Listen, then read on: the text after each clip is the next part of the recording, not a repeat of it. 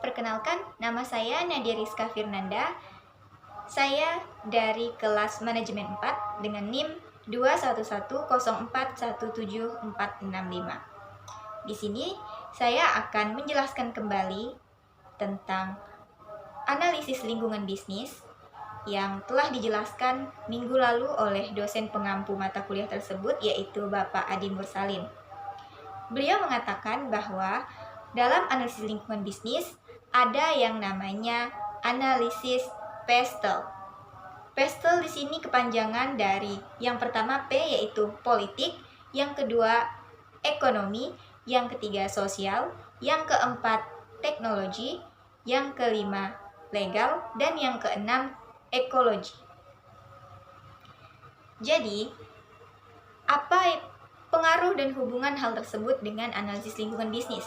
Yang pertama itu politik.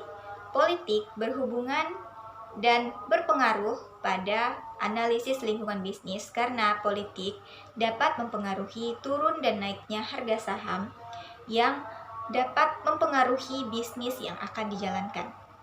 Yang kedua yaitu ekonomi. Ekonomi perlu diperhatikan dan perlu dianalisis lebih jauh karena ekonomi berkaitan langsung dengan bisnis. Tidak bisa kita pisahkan dari bisnis karena ekonomi sendiri adalah penunjang utama dalam bisnis. Yang ketiga ada sosial. Sosial di sini bisa berkaitan dengan situasi dan juga kondisi sosial dari masyarakat lingkungan sekitar. Bagaimana kondisi dan kebutuhan masyarakat yang bisa menjadi peluang bagi pebisnis yang akan membuka sebuah usaha. Lalu yang keempat ada teknologi. Teknologi tentunya berpengaruh dalam pembentukan atau pembuatan dan membangun sebuah bisnis. Teknologi perlu dimanfaatkan karena dengan perkembangan teknologi saat ini tentunya bisa membantu dalam menjalankan bisnis agar bisa berjalan lebih satu tingkat di atas yang bisnis yang tidak menggunakan teknologi. Lalu yang kelima ada legal. Legal atau hukum. Hukum di sini bisa menjadi sebuah naungan perlindungan bagi bisnis yang akan dijalankan, seperti dengan membuat sertifikat hukum dari bisnis yang akan dibangun. Itu juga menjadi sebuah syarat atau bantuan yang penting dan berguna sekali untuk bisnis yang akan kita jalankan. Karena dengan adanya sertifikat hukum tersebut, kita bisa menjadikan bisnis ini legal dan juga mendapat perlindungan hukum yang kuat. Lalu yang selanjutnya, yang terakhir adalah ekologi atau lingkungan. Lingkungan juga berpengaruh dan perlu dipertimbangkan dalam pembangunan atau membangun sebuah usaha dan bisnis. Lingkungan di sini berkaitan dengan sumber daya dan apa yang ada di sekitaran lingkungan bisnis yang akan kita bangun. Karena hal tersebut juga bisa mempengaruhi bisnis kita jika tidak dipertimbangkan dengan baik.